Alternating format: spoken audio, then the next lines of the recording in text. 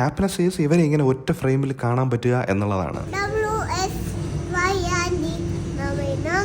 ഓസ്ട്രേലിയയിലെ 2ാമത്തെ ദിവസമാണ്. അങ്ങനെ രാവിലെ ദോശയുണ്ടാക്കി ഞങ്ങളുടെ വീട്ടിലെ കുക്കിംഗ് ഒഫീഷ്യലി സ്റ്റാർട്ട് ചെയ്തു. ചൂട് ദോശയും സാമ്പാറും ഇച്ചിരി ബീഫും കൂട്ടി അങ്ങ് കഴിച്ചു. എന്റെ ഫേവറേറ്റ് കോമ്പിനേഷൻ ആണ് കേട്ടോ.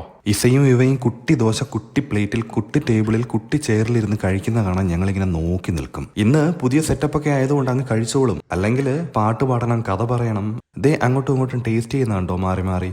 പിള്ളേരുടെ ഈ കുസൃതി പരിപാടികളൊക്കെ കണ്ടിങ്ങനെ ഇരുന്ന് ലേറ്റ് ആയിട്ടാണ് ഓഫീസിലോട്ട് തന്നെ പോയത്. ഞാൻ ഇത്ര നാൾ ഇവിടെ മേടിച്ചു കൂട്ടിയത് ഒന്നുമല്ല എന്ന് ഇവർ വന്നപ്പോഴാണ് മനസ്സിലായത്. അങ്ങനെ അത് ഫില്ല് ചെയ്യാനുള്ള ഒരു ഷോപ്പിംഗ് ആണ് ഈ നടക്കുന്നത്. ഇവിടെ ഓസ്ട്രേലിയയിൽ ചൂടുകാലം തുടങ്ങിയെങ്കിലും ഞങ്ങൾക്ക് എപ്പോഴും തണുപ്പാണ് ഫീൽ ചെയ്യുന്നത്. ആ കുഞ്ഞി കണ്ണുകൾ എവിടെ നിന്ന് എന്തെടുക്കാമെന്ന് ഇങ്ങനെ സ്കാൻ ചെയ്യുവാണ്. സാധനങ്ങൾ വെക്കാൻ വേണ്ടിയിട്ട് ഇനി വേറെ ട്രോളി എടുക്കേണ്ട അവസ്ഥയാണ്. അങ്ങനെ പരിപാടി തുടങ്ങി. എല്ലാം അവർക്ക് തന്നെ ചെയ്യണം. ഞങ്ങൾ അവരുടെ താളത്തിന് നിൽക്കുവാണ്. ഈ പരിപാടി അവർക്ക് തന്നെ ചെയ്യണമെന്ന് പറഞ്ഞ് ഭയങ്കര ബഹളമായിരുന്നു. അവസാനം അവിടെ ഇരുന്ന് 2 സ്പൂൺ കൊടുത്ത് സെറ്റാക്കി. അന്ന് വൈകുന്നേരം വീടിനടുത്തുള്ള കേരള റെസ്റ്റോറൻറ്റിൽ നിന്ന് ഫുഡൊക്കെ കഴിച്ചു.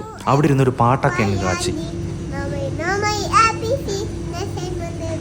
മലയാളം സംസാരിക്കുന്ന ആളുകളെ കണ്ടപ്പോൾ ഉള്ള സന്തോഷമാണ് ഈ കാണുന്നത് കേട്ടോ.